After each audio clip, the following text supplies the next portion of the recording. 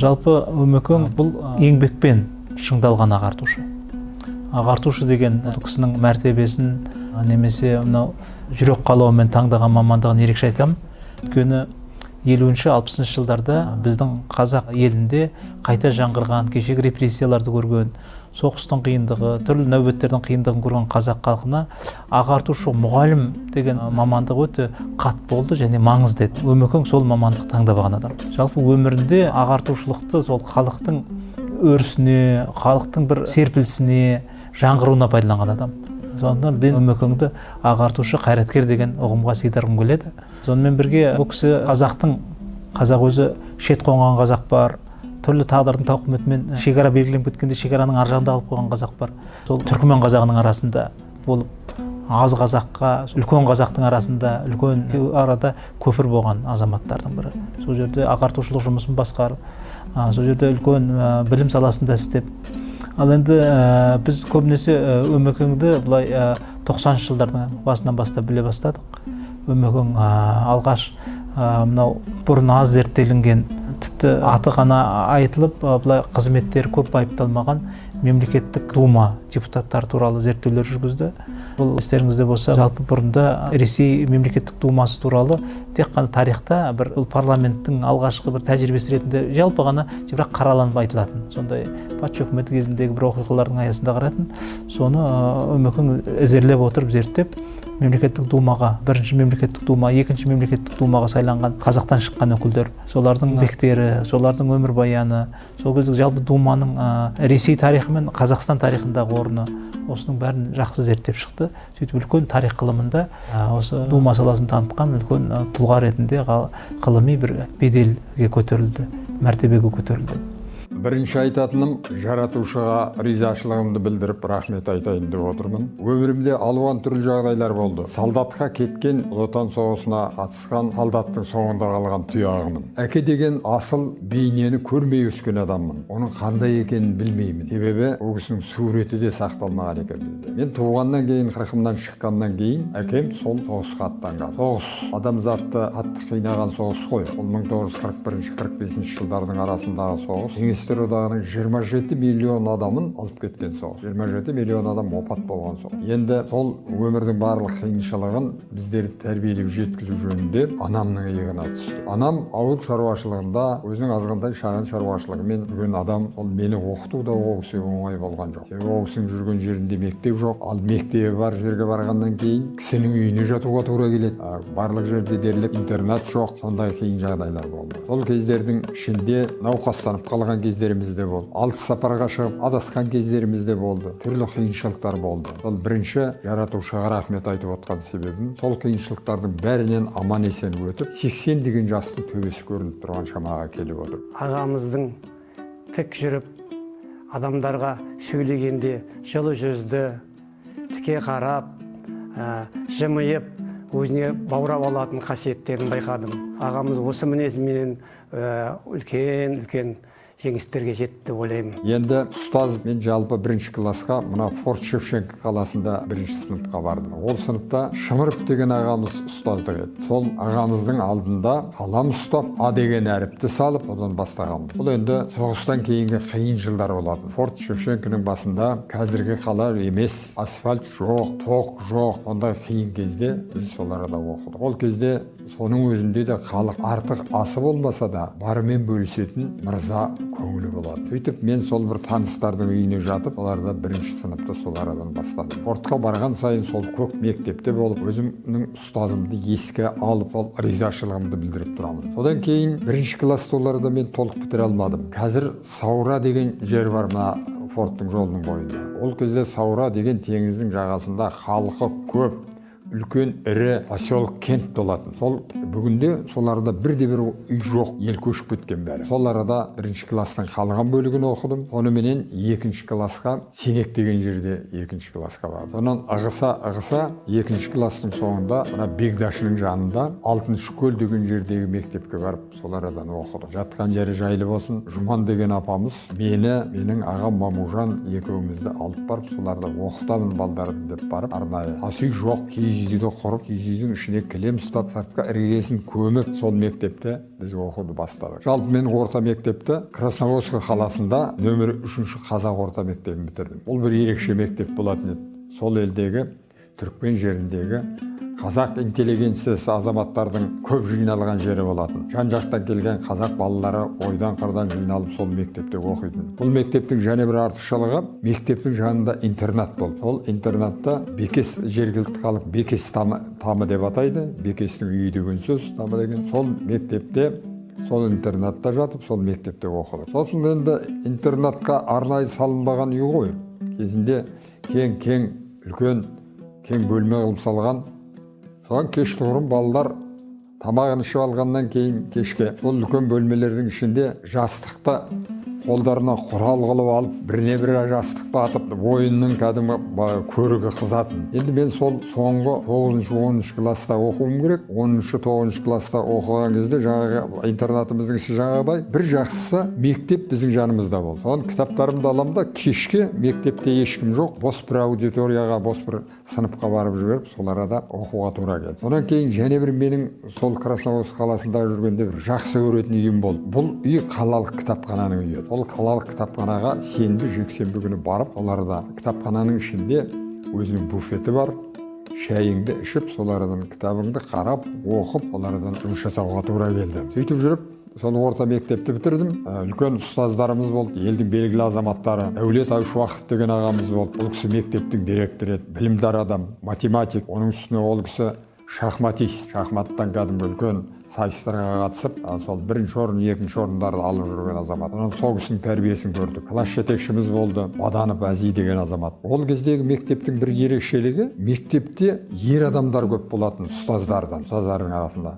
Қазір енді керісінше мектептерде қазір әйел адамдар көп. Ал сол жаңа ер адамдардың әрқайсысы белгілі тұлға, сабақтарында керемет жетіп береді. Айтқан сөзі, отыр орныңа деп айталатын адамдар, тұр орныңнан деп айталатын адамдар. Сондай ер адамның да тәрбиесі, кейде осындай сөзінде, бала тәрбиесінде өте қажет ақ, оның да белгілі орны бар. Сонымен сол мектепті бітіргеннен кейін, ол кезде мектепте пионер вожатый, пионер тәлімгері деген жұмыс болатын. Сонан сол Дәулет ағамыз мектептің директоры ұсыныс жасады. Өмірзақ, сен осы мектепте пионер вожатый болып қалсаң қайтеді деп. Болады деп, сонан пионер вожатый болып қалдым сол мектепте. Қалил Жаһанша Досмұхамедұлы туралы зерттеп, жалпы Досмұхамедұлының жалпы Батыс Алашорда дейміз біз. Сол Алашорданың, Батыс Алашорданың еңбектеріне байланысты, солардың қайраткерлігіне байланысты жақсы дүниелер берді. Содан кейін бар бірінші мемлекеттік думаға қатысқан, бірақ тағдыры ауыр болған, кейін аштық кезінде, қазақтың қырғыны кезінде сол дүниеден өткен Шаймерден Қосшығұл дейтін молда, имам, сондай бір зиялы азамат болған. Бұл кісі Түркияда парламентінде сөйлеген, Түркияның парламенті депутаттарымен кездескен адам, қайраткер. Сол Шаймерден Қосшығұл туралы да жақсы еңбек жазды. Бұның сыртында әрине тарих қазіргі кезең, тарих сабақтастығы, тарих тағылымы, өлкө тану, соған байланысты қадау еңбектері бар. Қалай екен? Ақсақалдар кеңесінің төрағасы ғой. Өмірзақ Озғанбаев ағамыз Маңғыстау облысының құрметті азаматы, профессор, жазушы. Ол кісі жазушы, ақын, Маңғыстаудың қадірлі азаматы. Атақты тарихшы, профессор. Қазақта тарихшы, ескіні білетін, сөзге шебер, сондай бір ол кісіні мен танимын көптен. Ол кісіні мен 80 жылдардан бері танимын десем енді өтірік болмасын, бірақ ол өмекең содан жоғарғы депутаттыққа кетті, сайланып, содан жаңағы жоғарғы орындарда жұмыс істеді. Өмекең бір жақсы, қуақы, сөзге шебер, өтеріңкі көңілмен сөйлейтін жақсы азамат қой. Өмекеңді танимыз. Танитон телевизорден ескіміз, көргенбіз депутатлардың арасында. Осын жазушы біздің Маңғыстаудың адамы. Шығармашылығы мен қайраткерлік ісін айтқан кезде біз бір-екі жұмысын ерекше айтамыз. Бұл Абыройлы Алтынсарин атындағы білім академиясын басқарған кезеңі. Бұл Алтынсарин институт деп айтылады, дәстүрлі түрде. Бұл Алтынсарин институт деген не? Алтынсарин институты мысалы кез келген тақырып былай қараған кезде ол білім жүйесіне бару үшін бірнеше кезеңнен өту керек. Оның мәтін даярлану керек. Сол мәтін жаңағыдай әдістемелік құрал негізінде лайықталу керек. Содан кейін барып жаңағы түрлі нұсқаулықтар жасалу керек. Осының барлығы бір үлкен процесс, әдістемелік, оқу әдістемелік процесс. Соның барлығы сол үдерістің басы қасында болып білім академиясын басқарды, Абыройлы басқарды. Сол жерде үлкен жаңағы елге елдің көкейінде жүрген ғылыми жобаларды қабылдап, соны жүзеге асуға мұрындық болды. 90-шы жылдардан кейінгі жалпы 2000-ші жылдардың маңайындағы түрлі білім саласында қиындықтар болды, реформалар жүрді. Оның турасы да бар, терісі де бар, алғашқы тәжірибелері де бар. Осы кезде ұлттық өзекті жойып алмау, алтын арқау дәстүр, бұрынғы білім жойып алмау дүниені Өмекең бұны соны басты бағыт алып отырды. Аға буынның тәжірибесін, жас буынның қайратын екеуін ала отырып, сонда бір жақсы дүниелерді ұсынды халыққа. Келесі жылы оқуға түсіп, Қызылорданың педагогикалық институтын бітірдім. Ол институтты да жақсы бітірді, қызыл дипломмен да алып, ол кезде институт Николай Васильевич Гогольдің атында деп аталатын. Қазір енді бұл кезде Қорқыт Атаның астындағы университет. Қызылорда қаласына жұмыс бабымен барған сайын арнайы университетіме кіріп, біз үшін ол альма-матер, біз үшін қасиетті орын. Сол университеттің табалдырығының алдына келіп, бас киімімді алып, аяғымды сүртіп, бісміллә деп ішіне кіретін едім. Сол енді одан да бері көп жылдар өтті. Ол кездегі әрқайсысы белгілі үлкен ғалымдар, ұстаздардың көбі келместің кемесіне мініп кетті. Қазір енді олардың орнына жас ғалымдар келіп жатыр. Қызылорда деген өзі бір ерекше жер. Ол елдің елордасы болған жер, елдің астанасы болған жер. 1925 жылдан бастап. Ол арада қалыптасқан жақсы орта бар. Халықтың кәдімгі білімге деген құштарлығы бар. Жалпы қазақылық, адамгершілік, адалдық деген қасиеттер бұл өңірде ерекше көрініс тапқан. Сондай жұмыстар. Ұстаз деген қасиетті ұғым, үлкен мәні бар сөз. Кез келген мектептің қызметкеріне ұстаз деп те айтпауы мүмкін. Мысалы, өзіміздің қадір тұтатын азаматтарымызды айтайын деген кезде айтамыз. Ол кісі ұлы ұстаз дейміз, біздің ұстазымыз дейміз. Сөйтіп қадір тұтып жатамыз. Қазақта бір әңгіме бар ғой. Жылқыда да жылқы бар, қазанаты бір бөлек, жігітте де жігіт бар, азаматы бір бөлекті. Сол мұғалімде де мұғалім бар, бірақ оның ішінде ұстазы бір бөлек. Ұстаз деген ол жан-жақты дайындалған, сол салаға әбден берілген, сол саланың ауыр жүгін көтеретін, жан-жағынан адамгершілік қасиеті, киінуі, білімі, сабақ беруі, өзін-өзі ұстауы, осының барлығы өте жоғары деңгейдегі тұлға. Өткен жылы біз Әл-Фарабидің 1150 жылдығын атап өттік. Ұлы ұстаз, дүниедегі екінші ұстаз аталған кісі. Әл-Фараби Қазақстанның отырарында туған адам. Сонда әкесі бұрын әскери қызметкер болған, бірақ қайтыс болып кеткеннен кейін анасы сол бала тәрбиесімен өзі шұғылданған. Сонда баласына тапсырады екен: сен ана мешітке барғанда ұстазыңа қарап отыр. Оның айтқан, берген білімі бір бөлек. Оған қосымша сен сол мұғалімнің жүріс-тұрысын, киінуін, сөйлеуін бәріне мән беріп отыр. Ол саған өмірде керек болады деп айтады екен. Шын мәнінде де сол көргендердің барлығын, өмірдегі барлық жақсы қасиеттердің бәрін Әл-Фараби өз бойына топтай білген. Сөйтіп дүние жүзіндегі атақты үлкен ғалым болған, Аристотельден кейінгі екінші ұстаз саналған адам. Бұл енді шәкірт туралы осы арада бір әңгіме ойыма келіп отыр, соны айтып кетейін. Сол Иракта жүрген кезінде сол елдің басшылары шақырып, сынау үшін, танысу үшін келеді ғой шақырып. Онан Әл-Фарабиге сұрау қояды. Енді ол кезде Әл-Фарабидің Аристотельдің грек ғалымдарының жұмыстарын аударып дүниеге таныта бастаған кезде. Егер Аристотель тірі болса, сіз Аристотельменен қандай деңгейде болар едіңіз деген сұрақ қояды. Сонда Әл-Фараби былай деп жауап береді: егер менің ұлы ұстазым Аристотель тірі болса, мен ол кісінің шәкірттерінің ішінде озат шәкірттерінің бірі болған болар едім. Аристотельдің өзі болды, өзіменен тең дәрежеде деген сөз айтылмайды. Шәкірттерінің деңгейіндегі әңгімені айтып отыр. Сол кісінің шәкірті болар едім. Шәкірті болғанда жақсы шәкірттерінің бірі болар едім деп айтып отыр. Бұл енді ұлы адамдардың ойындағы бір қасиет, кішіпейілділік, адамгершілік, адамды сыйлау. Солдаттың баласы, Ақажан деген әжеміздің баласы болған екен. Әкесінен жастай қалса да сәби болып, әкесінің мейірімін көрмесе де, Алла Тағала осындай жетім жесірге мейірімін төгіп, қазір Озғанбаев Өмірзақ ағамыз үлкен дәрежелі қызметтерді басынан өткізді. Үлкен қызметтерде болды. Пионер тәлімгері болып жұмысқа 18 жасына кіргеннен ол кісі үлкен сенаторлық депутатқа дейін барды. Депутат болды, сенатор болды. Оның өмір жолдары үлкен жолдардан тұрады. Менің бір арманым бар еді. Арманым мына өткен ғасырдың басындағы Ресей мемлекеттік думасына депутат болған 12 қазақ болған. Бірінші, екінші думаға 12 қазақ депутат болған. Және сол кезде қазақтың оқыған азаматтары кілең шетінен шешен, шетінен көсем, білімдар, ел бастайтын кәдімгі топ бастайтын серкелер болып қалыптасқан. Мінекей осы азаматтарды, ай шіркін-ай, осылардың барлығының өмірін бөлек кітап қылып жазып, соны өсіп келе жатқан ұрпаққа таныстырса деген бір арманым бар еді. Осы салада біраз жұмыстар жасадым, бірақ ол жұмыстарым әлі түбіне дейін жеткен жоқ. Мына тұрған 5 кітап, сол осы жазған сызғандарымыздың ішіндегі арнайы 80 жылдыққа шығарылған кітаптар еді. Бұл кітаптардың ішінде де бар осы ұлылар.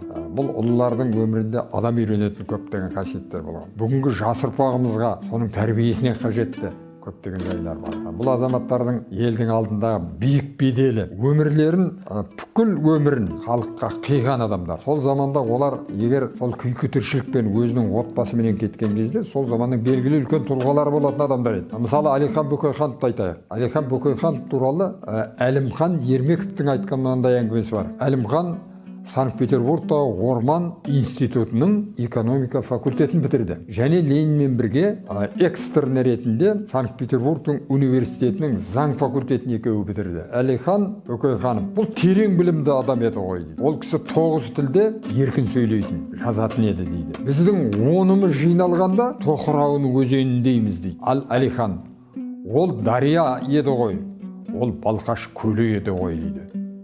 Бұлай деп айтатын себебім, Әлихан да, Әлімхан да, бұлар азаматтардың бәрі бүгінгі Қарағанды облысы Ақтоғай ауылында туып өскен. Және Ақбаев деген азамат кілең қазақтың керемет оқыған үлкен тұлғалары. Мысалы, жаңағы Әлиханның өмірі туралы.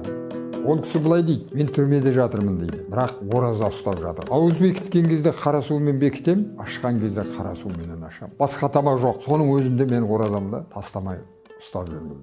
Бұл Әлиханның өмірінде жастарға үлгі болатын нәрселер өте көп. Әлихан Қазан төңкерісіне дейін 8 жыл Самараға жер аударылған. Бірнеше рет түрмеге түсіп, қайтаға да 7 рет түрмеге түсіп шыққан. Қазан төңкерісінен кейін 1922 жылдан бастап атылатын 1937 жылға дейін Москвада бір бөлмелі үйде қамақта отырған, үй қамағында отырған. Сөйтіп, бұл ұлы тұлғаның өмірінің 1/3 бөлігі деп айтуға болады. Уақыттың барлығы осындай қудалаумен, айдаумен, жер аударуменен өткен. Бірақ ешқайсысында мойымаған. Сонда ол кісі былай деген: қазақтың қан тұқымында хақы бар еді. Мен тірі болсам қазаққа қызмет жасаймын деген. Мен қазақтан еш артық-зат сұрамаймын. Маған тек керегі қазақтың жерінен 2,5 метр жер бұйырса, сол араға жерленсем, сол маған жетеді деген. Бірақ өкінішке орай ол ұлы адамның бұл тілегі орындалмады. Себебі ол Москвада қайтыс болды. Сол Москвада жерленді. Сонан жерленді деп айтуға болса. Сөйтіп, бұл ұлы адамдардың өмірінде көп мәселелер, жастарға үлгі болатын нәрселер бар. Соларды ойлаймын. Кино, спектакль, одан кейін мына түрлі қойылымдар көбірек қойылып, осы сол Алаштың ардақтыларының өмірін бүгінгі өсіп келе жатқан жастарға тереңірек насихаттасақ, жастарға керемет үлгі болатын тұлғалар осы кісілер. Өмекеңмен мен былай жіті араласып, байланыс жасап, шығармашылық байланыс жасап, хабарласып, сондай пікірлесіп отырған кезең бұл парламентте кезеңі. Қазақстан Республикасы парламент сенатының депутаты болды, яғни қысқартылып айтсақ сенатор болды. Бұл сенатор кезінде де Өмекең жалпы мінберде ұлттың сөзін сөйледі. Ұлттың тілегін жеткізді. Жалпы сенатор деген енді қаншама азаматтар сенатор болып жатыр, әртүрлі еңбегімен келеді, басқа жағдайлармен, бірақ сенатор болып, оны орыстар трибун дейді, жаңағыдай мінберден жақсы бар нәрсені, жоқ нәрсені, болатын нәрсені әдемі жеткізу, оны жаңағы дәлелмен, уәжбен жеткізу, және оны халық еститін құлаққа жаңағыдай өте өтімдету деген сөз ол Өмекеңдер секілді үлкен азаматтардың қолынан келетін еді. Өмекең соны жақсы абыроймен атқарды. парламентте кім бар деген кезде сенатор Өмірзақ Озғанбай деген сөздер біздің қоғамға да бәрі де өзі былай рухтанып, өмекіңдер бар, елдің сөзін сөйлейтін өмекіңдер бар, халыққа жақын өмекіңдер бар, тарихты білетін өмекіңдер бар, ғылымға жанашыр өмекіңдер бар деген секілді осындай сөздер, ұғымдар сол кезде айтылатын. Бұл 2000 жылдардың басы өте бір қызықты кезең болды. Ал енді жалпы өмекең енді парламенттен кейін де көп жауапты қызметтер атқарды. Соның ішіндегі ең бір шоқтығы биік тағда қызметі Республикалық ардагерлер кеңесінің төрағалығы. Бұл да өмекеңнің атына да затына да лайық қызмет еді. Өмекеңнің осы қызметте жүрген кезде біз көп өмекеңнің мынандай ұйымдастырушылық қабілетінен куә болдық. Қазақтың төрт тарапын бөлмей, төрт тарапын тең ұстап, бәрінің де ақсақалдарының орнымен, мынандай зиялы ардагерлерді орнымен бәрін мінберге шығару, үлкен алқалы отырыстарда елдің сөзін сөйлету, мемлекеттің үлкен мемлекетшіл істерге ұйытқы болу, өмекең соны атқарды. Жақсы жинақтар шығарды. Талай ақсақалдардың, Қазақстанның төрт тарапының да ақсақалдардың баталарын жинады. Соғыс ардагерлерінің естеліктерін жинады. Соғыс ардагерлердің әзілдерін жинады. Осының барлығы да өмекеңнің өмекеңнің басқарған азаматтардың бір жақсы атқарған жұмыстары еді. Бір кездерде өмекең Маңғыстауда әкімнің кеңесшісі болды. Әкімнің мынандай мәдени, рухани мәселелер жөнінде кеңесшісі болды. Сол кезеңде бір Маңғыстауда тамаша дәстүр қалыптастырды. Ол дәстүр бүгінгі біздің рухани жаңғыру кейін 17 жылға қабылданды, соған сәйкес келетіндей дүние еді. Яғни өлкенің тарихын, терең тарихын бүгінгі күнмен, тәуелсіздіктің мұраттарымен байланыстыра алу. Өмекең соны абыройлы жалғастырды. Біз талай бірнеше жиындарына қатыстық. Сонда өмекеңнің жалпы халықпен арадағы байланыс, әсіресе білім саласының адамдар ағартушы, болмыс ағартушы, бағыт ағартушы адам, мынау білім саласының бүкіл әлеуетін көрсете алды. Білім, яғни мұғалім адам, немесе мұғалімдіктен зейнетке шыққан адам әлде де берері көп, әлде де көп нәрсені халықтың игілігіне жаратылады деген тезистерге өмекеңнің сол кезде қызметі жауап берді. Бүгінде өмекең қазір үлкен қызметте, сол ардагерлер кеңесі төрағасының орынбасары, басқа да қоғамдық қаншама комиссияларда жұмыс жасайды. Бұл еңбектердің барлығы да сол отанға, елдің дамуына, ұлттың гүлденуіне, тарихтың тағылымды тұстарынан сабақ ала отырып, бүгіннің бір жасампаз бағдарын дамытуға арналған қызмет. Бұл қызметті біз енді қазір бағасын беріп жатырмыз, болашақта да бағасы беріле жатар. Өмекеңнің айналасында шәкірттері бар. Бұл шәкірт тәрбиелеу деген оңай емес өмірде. Бұл сонымен бірге өмекең жалпы мынау буындардың арасындағы, әр буынның арасында сабақтастық деген дүниені әдемі сақтап отырады. Сонымен бірге елдің дәстүрін көрсете алады. Мынау кезіндегі сол өңірден шыққан жас талантты азаматтарды қолдап, бұлақ көрсең көзін аш дегендей, олардың шығармашылығын батасын беріп, олардың алғашқы кітабын, еңбектерін жариялауға мұрындық болады. Сонымен бірге өлкеде, өңірлерде көрінбей қалған өнер адамдары бар. Соларды шығарып, қанатын қомдатып, мына үлкен сахналарға, үлкен өнер ордасына шығарады. Жанашыр. Ал енді сол жанашырлықты Еуразия ұлттық университетте көріп отыр. Біздің университетіміздің аты Лев Гумилев, тарихшы, географ, ағартушы деуге болады. Сонымен бірге біздің тарих бағытында көп зерттеулеріміз бар, жобаларымыз бар. Соның бәрін сараптап отыруға үлкен жиындарымыз, конференцияларымызда өмекең сол елдің сөзі, елдіктің сөзі, ақсақалдықтың сөзін айтып, сонда бір тамаша өзінің үлесін қосады. Біз бұны әрқашанда біздің төрімізде, сонымен бірге мынандай алқалы жиындарымызда, үлкен комиссияларымызда оның төрінде өмекең отырады. Бұның бәрі де еңбекпен келген. Сәт сайын өзіне біліміне, өзінің адамгершілігіне, өзінің жауапкершілігіне сәт сайын қарауыл қойып, сәт сайын соны жетілдіріп, жаңа заманның жаңа ағымынан да кеш қалмай. Сонымен бірге заманның үлкен тағылымын да жастарға жаңа дәуірге жеткізуге бәрін тең көріп, теңгеріп, бәрін терезесін тең ұстап жүрген Өмекеңнің қайраткерлік еңбегі замандастарына да, өзінен кейінгі буындарға да үлгі деп санаймыз. Қоғам және заман деген жақында кітап шықты. Осы Маңғыстау халқының, біздің осы елдің өз танитын Қазақстан елінің кілең тұлғалы азаматтары жайлы жазған, өзінің ұстаздары Әбіш Кекілбаевта жайлы кітаптары бар. Жаңа сосын тарихи кітаптары бар. Орыс думасы жайлы жазған, парламенттары жайлы жазған үлкен кітаптары бар. Мына Қазақ адай жылқысы деген кітапта автор болып, соған үлес қосқан ағамыз.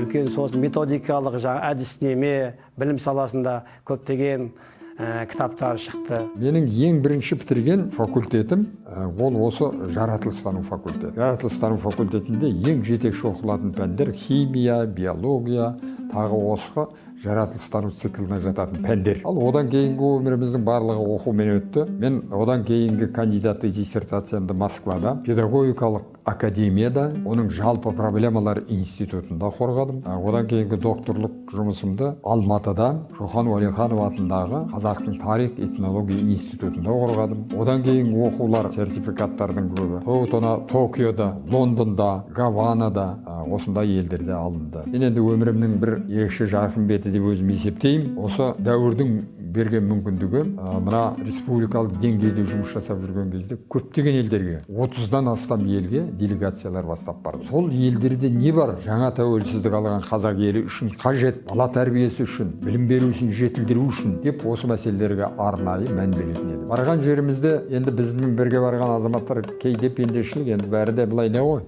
Дүкен аралайды, шоп тұр дейміз, басқа дейміз, бірақ мен соның ешқайсысына да мойын бұрғаным жоқ. Мен сол жаңағы айтқан мәселелердің төңірегінде соларды жинақтап бірінші кітаптар шығардым. Бір кітабым сол көкжиек деп аталады. Көкжиек деген, мінекей осылай тұрмыз, тоны алыста көкжиек көрініп тұр. Сол көкжиекке барсаң, оның ар жағында көкжиек көрінеді. Оған барсаң, тағы көкжиек таусылмайды, көкжиек кеңейе береді. Сол айтпақшы, ал көкжиек кеңейген сайын, көкжиектен көкжиекке жеткен сайын, сенің дүниетаным көкжиегіңде кеңейе береді. Яғни олардың флорасын, фаунасын, жердің рельефін, жердің мәдениеті, дәстүрі, этнографиясы деген сияқты мәселелердің бәрін көріп, өзің жан дүниең байып, білімің көбейіп, сондай дәрежеге жетесің.